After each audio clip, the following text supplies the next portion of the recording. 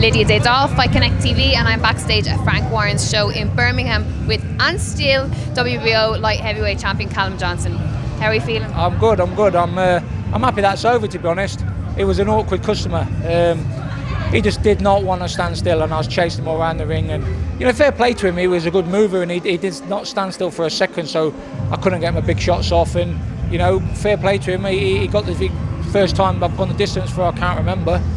So he had a good game plan to take me the distance. Absolutely. I mean, as you say, it's the first time in a while that you've gone the distance. You've been out once already this year.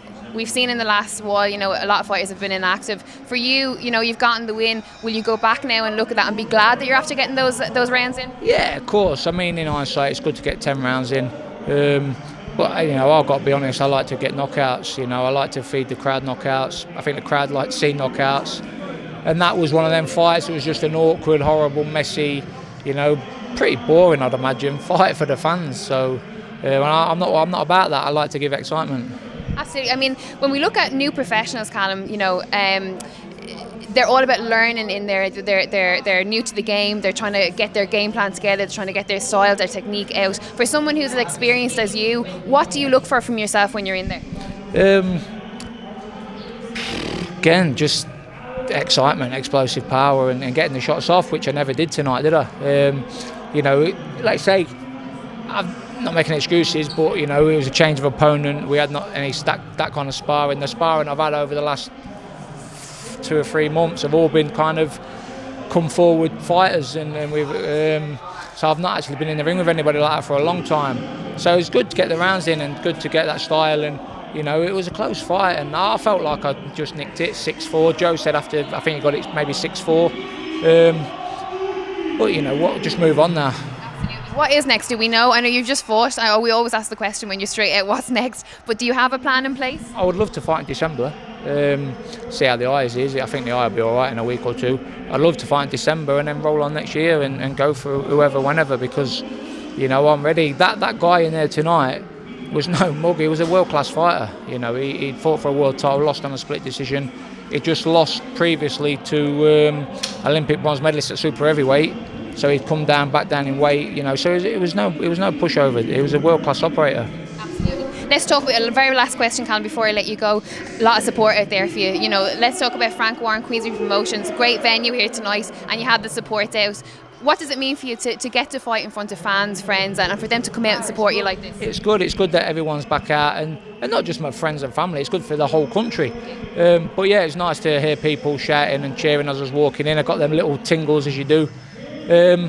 But for me, when you're in that ring, you're not really thinking about the crowd as such. You know what I mean? You're just thinking about what you're doing, and you don't really think about them. And they can't help you when you're in there. But it's nice when you're walking in, and it's nice that they're here supporting.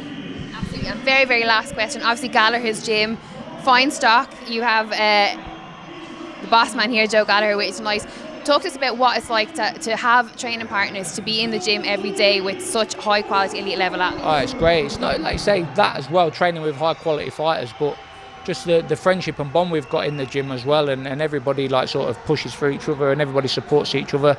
It's just great to be around, and people don't see the dedication and the love Joe gives his fighters, and he gets a lot of stick on social media. Joe does get a lot of stick, and when people talk about Joe, I think what they misinterpret is that he's just very, very passionate and protective about his fighters and his team, right? Of course, and not only that, away from boxing though, it's not just about boxing. Away from boxing, he's there for you, just as a friend, as a shoulder if you need one, or people. I don't go on social media too much and fire back at people, but you see it sometimes, and you just think, man, they do not know what that man gives and what he's about. Is that difficult for you, being in this game, and because social media leads so much of what happens in it, you don't strike me as the type of person that will get involved in, the spats and stuff like that. So for you, is it frustrating? You're just like, just let me fight? Yeah, I don't get involved. Like you say, to be honest, I hardly go on Twitter anymore. I used to always be on it. It's a minefield this weekend. Yeah, I go on it. Instagram's not so bad, is it? And obviously Facebook, I keep my Facebook kind of half personal, so it's not too bad, but but then you need it as well. You need it as well, so it's like you're damned if you do and you're damned if you don't. Absolutely. They say double-edged sword, as they say, right? Yeah. But listen, Callum, thank you very much for your time. I really appreciate it. Cheers. Callum Johnson for Fight Connect TV. Nice to meet you.